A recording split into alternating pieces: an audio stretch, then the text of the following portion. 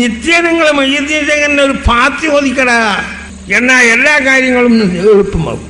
ഞാനിത്ര പഠിക്കാൻ തന്നെ എനിക്ക് അള്ളാഹു എളുപ്പാക്കിയത് അവരെ മൃക്കത്തോണ്ട. ഞാൻ മയ്യത്തിമാരൊക്കെ കേട്ടിരുന്നത് അവരെ പേരിൽ ഓരോ പാത്തി ഓതി അവരെ ദായും മൃക്കത്ത് എത്തുകയാണ്. അപ്പം ഞാൻ അത് ഓതി. എല്ലാ ഫുനൂനും പഠിച്ചടോ, എല്ലാ ഫണ്ണുകളും ഞാൻ പഠിച്ചു. അള്ളാഹു എനിക്ക് തൗഫീഖ് ചെയ്തു.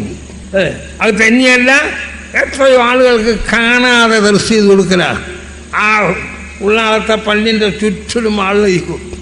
അങ്ങനെ നടന്നിട്ട് ചൊല്ലി കൊടുക്കല. ഇരുന്നാ പള്ള വിറുക്കല്ലോ.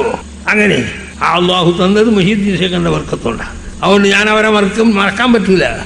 ഒരു ദിവസം ഖലാ ഖദറിൻ്റെ വയതോറിയാണ്. എല്ലാം അള്ളാഹിൻ്റെ ഖലാവും ഖദറും എല്ലാവരും വിശ്വസിക്കണ കാര്യമില്ലേ. തൻ്റെ തലയിൽ വലിയൊരു സർപ്പം വന്നങ്ങ് വീണു. പല്ലി വീണാ എണ്ണിച്ച് വാവിലോടാ നമ്മൾ. സർപ്പം വീണാൽ പിന്നെ ഒരു സ്ഥാനം ഉള്ള ആളൊക്കെ മടി. മൂപ്പർക്കൊരു കുലുക്കുമില്ല. വീണെന്ന് മാത്രമല്ല, അത് കുപ്പായത്തിൻ്റെ ഉള്ളിൽ കൂടിയെല്ലാം പോയി കൊണ്ട് വിളിച്ചെല്ലാം പോയി. എന്നിട്ടും അനക്കമില്ല.